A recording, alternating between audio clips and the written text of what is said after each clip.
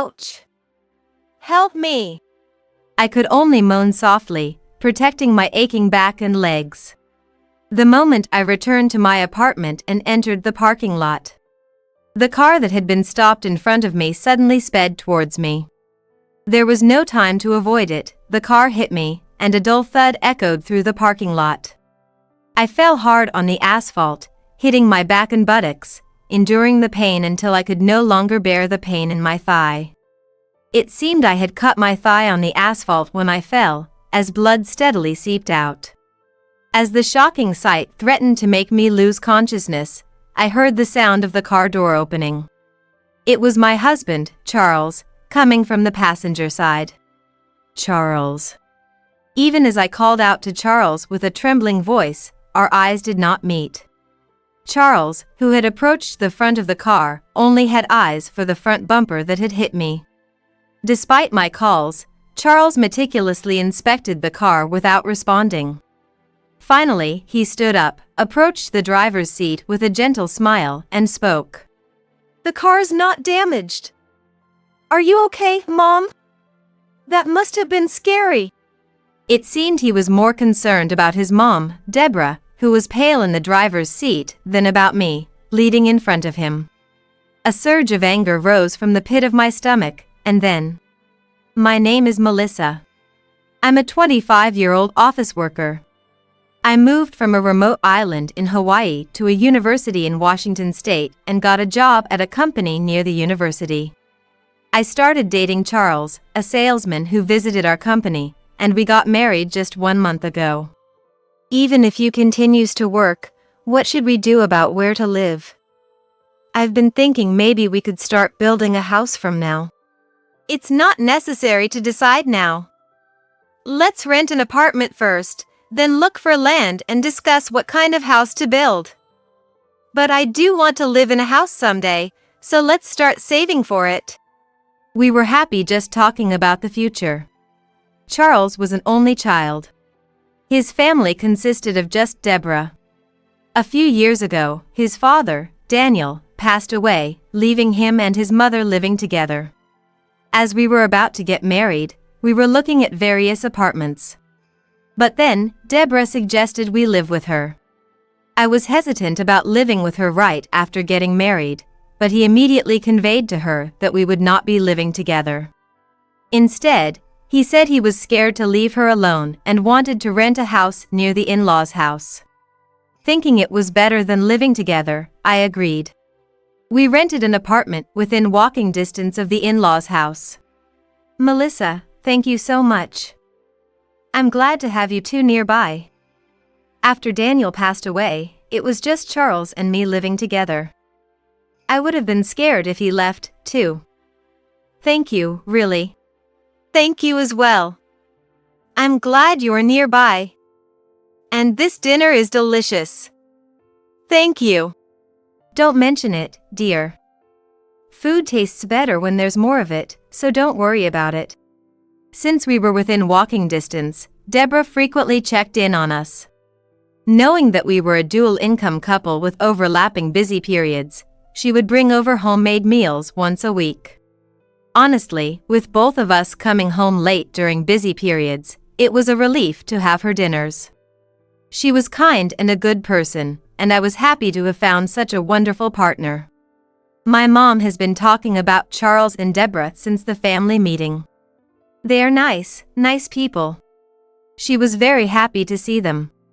Charles and I have been getting along well since our marriage. On weekends, we often go for drives. He loves cars and drives a large one. You really love cars, don't you? I've never met anyone who loves cars as much as you do. Do you think so? My car is always clean, right? I think it's necessary to keep it clean, especially when I'm driving you. Riding in a clean car, as he says, is indeed a pleasant experience. I love these moments with him. I never doubted that things would continue this way forever. It was about a month after getting married that I began to feel our days together might be shattered. Mom!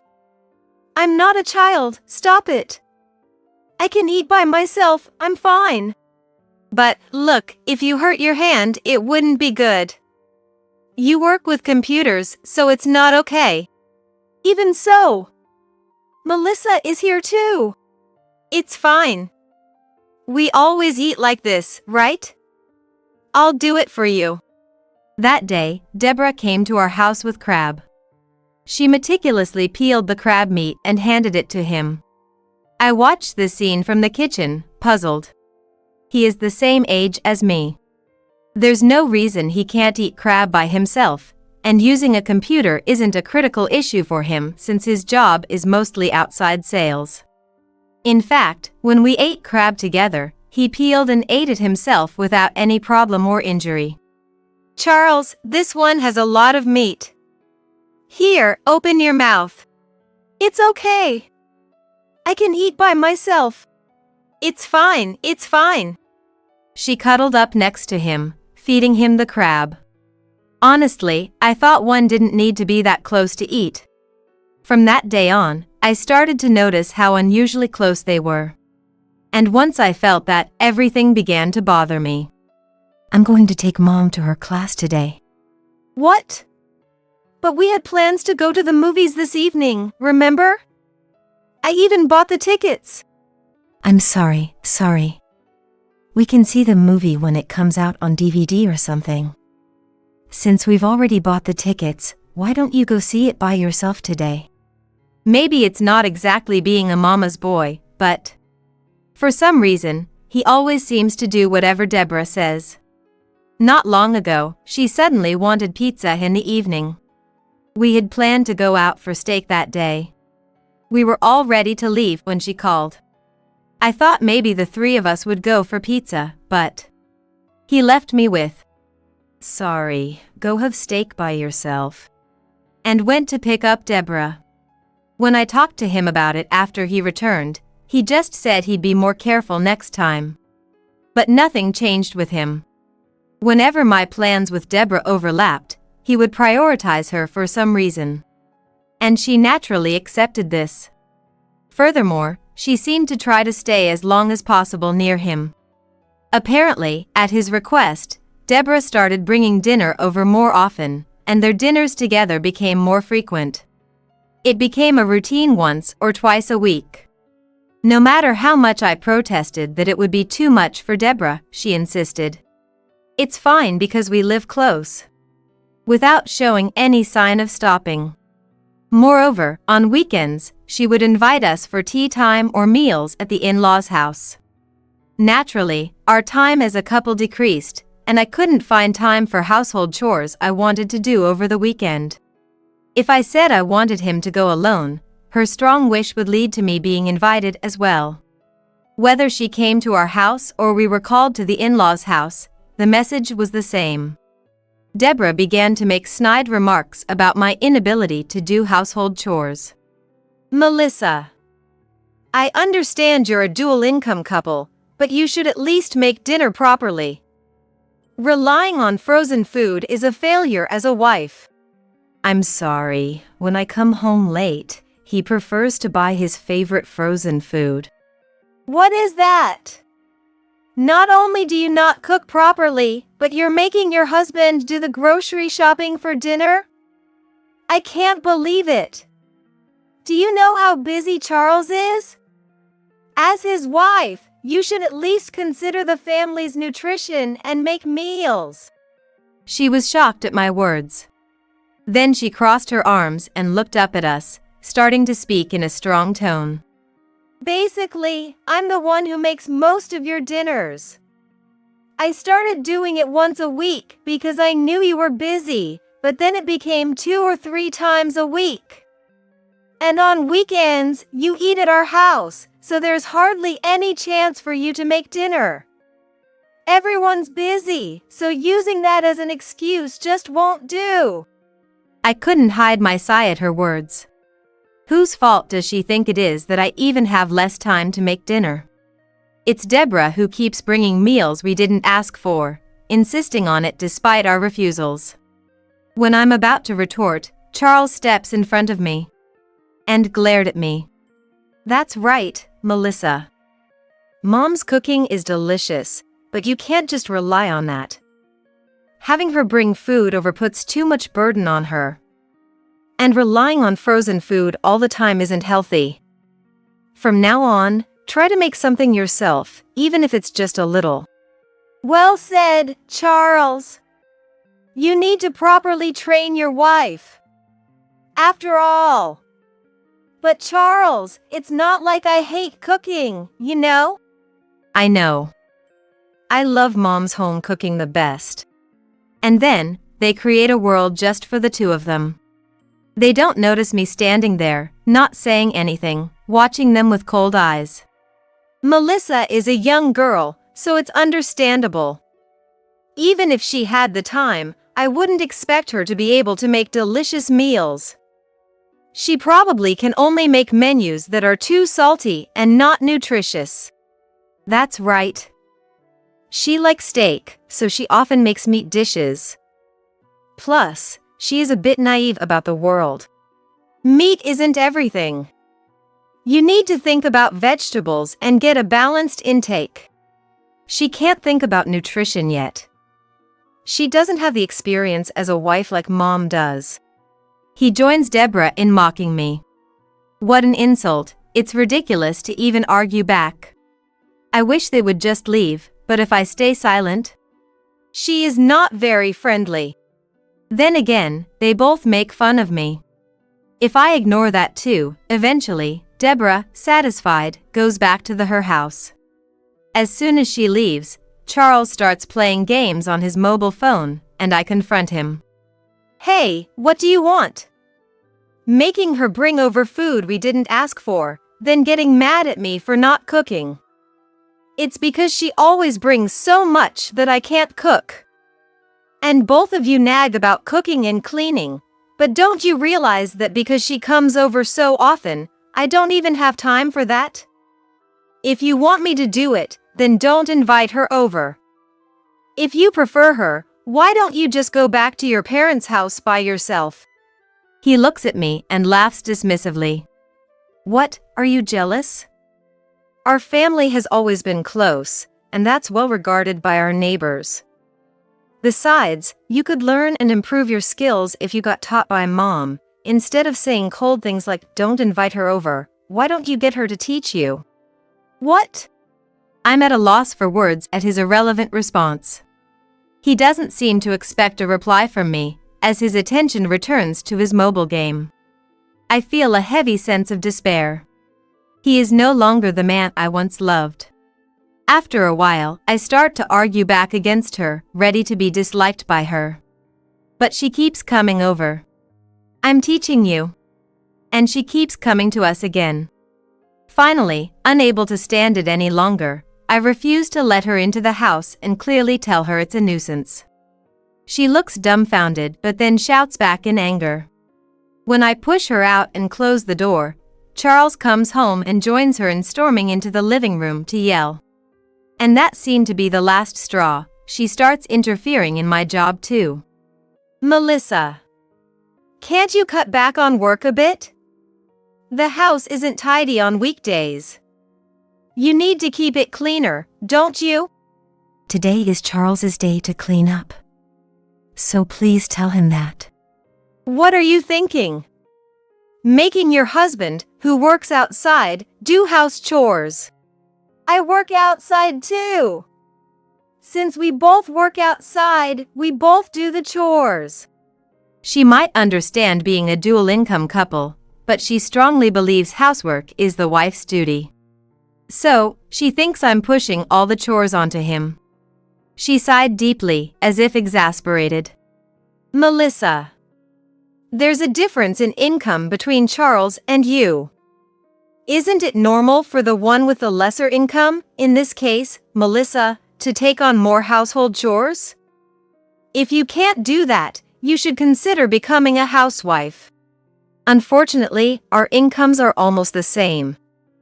And on his salary alone, becoming a housewife isn't feasible. That's why I have to work too. We both work full-time and come home around the same time. And you still say I should be the only one doing the chores? It's not about when you come home. You have no respect or appreciation for your husband who earns for you every day." Without waiting for my response, she exaggeratedly waves her hand and sighs as if she's had enough. I wanted to retort that there's no appreciation or respect coming from him either, but she wasn't even listening to me anymore. Even as my conflict with she escalated to this point, Charles never once listened to my side. Instead, he would join her in blaming me, and he stopped doing any household chores, eventually spending more time at the in-laws' house than at home. If I tried to point this out, he would start berating me furiously. So, I just watched him leave. It was easier for me to let him spend his time at the in-laws' house than to force us to be together. One day, I came home early from work, walking from a nearby company. Just as I entered the apartment complex, I saw Charles and Deborah about to leave in our car parked in the lot. Disliking even the idea of greeting them, I tried to walk away quickly when the car in front of me suddenly accelerated towards me. Unable to outrun the car's speed, I was knocked down. Fortunately, my head wasn't hit, but looking at my aching leg, I noticed it was bleeding. It seemed I had cut my skin on an asphalt protrusion when I fell, causing blood to pour from my thigh. As I was panicking about the blood, I heard the car door open. It was only Charles who got out. He left the passenger door open and started carefully inspecting the spot where I presumably made contact with the car, never once meeting my eyes. Deborah, looking pale, was in the driver's seat and didn't even try to get out of the car. "Hey!" When I finally called out to Charles, who was still checking the front bumper, he stood up. The bleeding was still going on, and as I thought about needing to go to the hospital, Charles, without turning to me, walked towards the driver's seat. "The car's not damaged, so it's all good." "Mom, are you hurt? That was scary, huh? Are you okay?" I was dumbfounded. Here I was, bleeding, and all he cared about were the car and Deborah. Deborah said, "I'm okay." To which Charles smiled gently, then tried to get back into the passenger seat. Finally, he looked at me. "Hey, don't sit in the middle of the road. You're blocking the cars, aren't you?" His lack of concern infuriated me. "Don't joke around. You hit me and I'm injured, and that's how you talk? You're the one joking. You suddenly jumped out, so it's your fault you got hit. And then you fell and blame Mom. What were you planning to do if the car got damaged?" I couldn't believe he could be so inhumane. To hit someone, injure them, and then claim the injured party is at fault. Without a single word of concern for me, he continued to gesture for me to move to the side of the road. "Caring about the car when someone's bleeding. You saw me in front of you, right? Yet you drove into me at that speed. It's wrong to accelerate like that in a parking lot. If it were someone else, would you say the same thing you're saying to me? Huh? You're not a stranger, you're family. If I hit you, I'm the one paying for the repairs, get it? Hitting you doesn't benefit me a cent, understand? Benefit? You're the one who hit me. Why should I be blamed?" As Charles and I were arguing, Deborah finally got out of the driver's seat.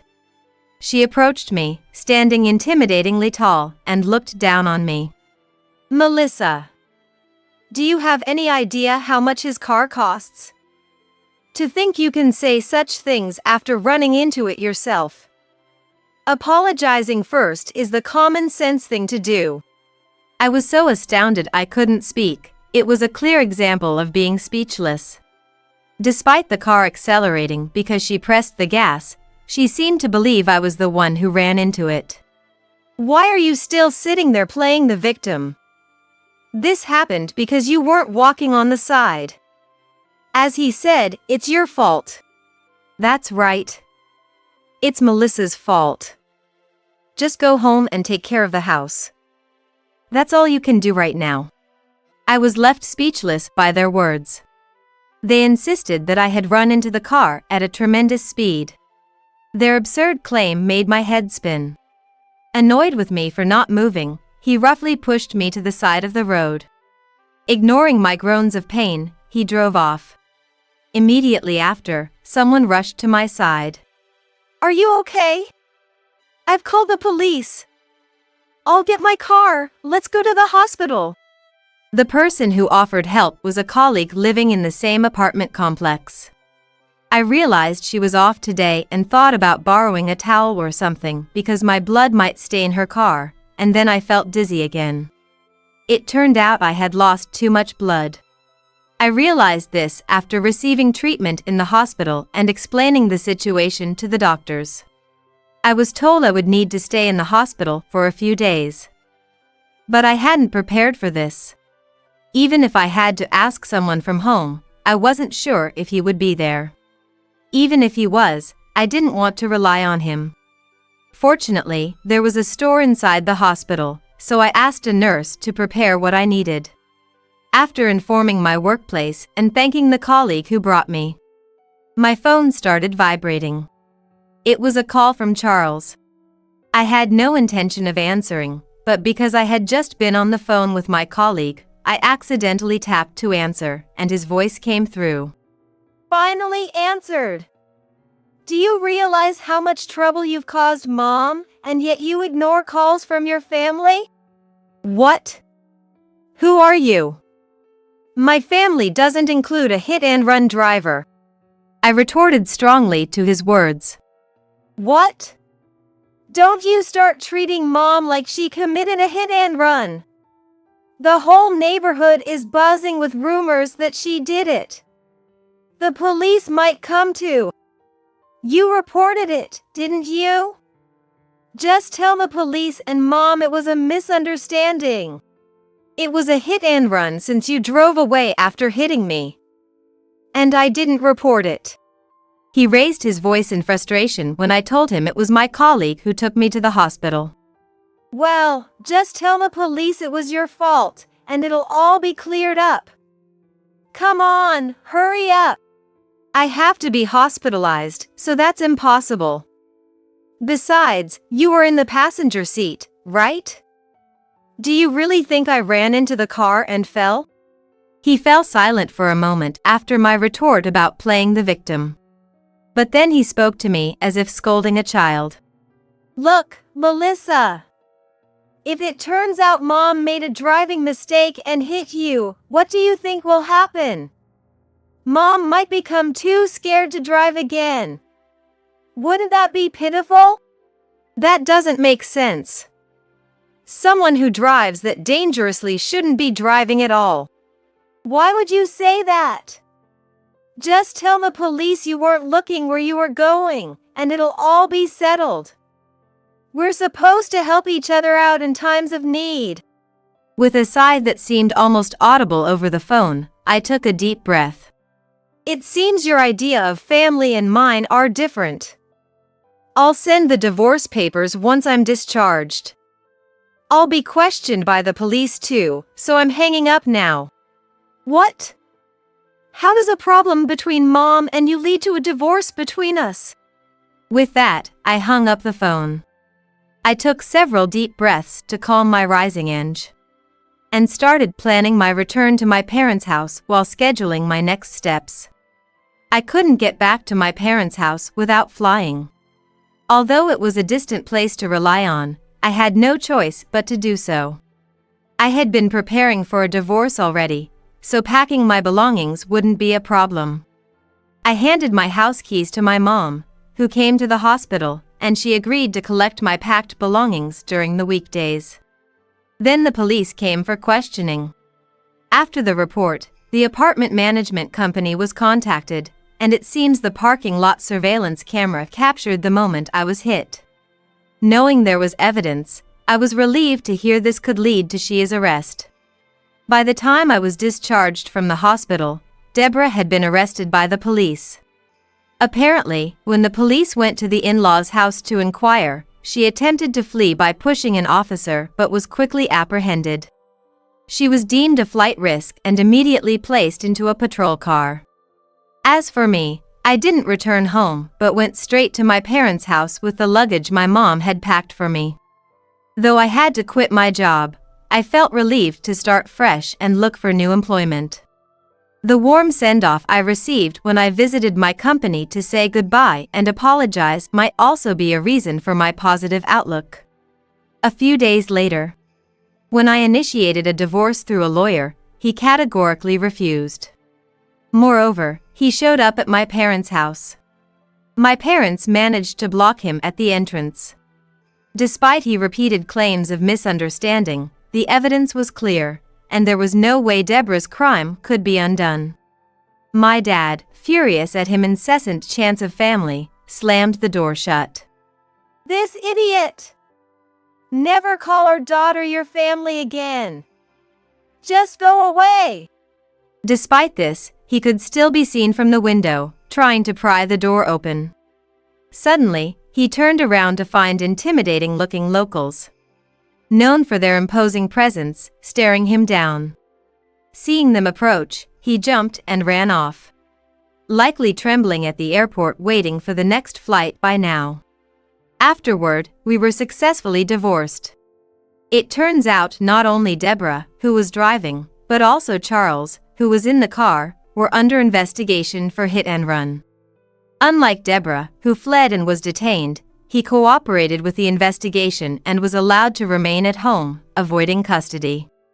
However, my departure by plane raised concerns of him potentially fleeing, leading to his detainment similar to Deborah's. His willingness to accept my divorce request seemed like an attempt to show remorse. But, as long as the divorce was finalized, I didn't care much for the rest. The colleague who informed me about these events said Charles and Deborah had become the hottest topic among neighbors. The husband who cares more about his mother who hit his wife. The worst parent and child duo for a hit and run. A parent and child arrested together. They had become daily gossip. With Charles and Deborah now unreachable, I had no choice but to rely on my lawyer. But since I didn't want to see their faces anyway, it wasn't much of an issue. Going forward, dealing with their insurance company, the police investigation, and whether the prosecution would press charges would take time. I just hoped for a swift resolution so I would never have to contact them again.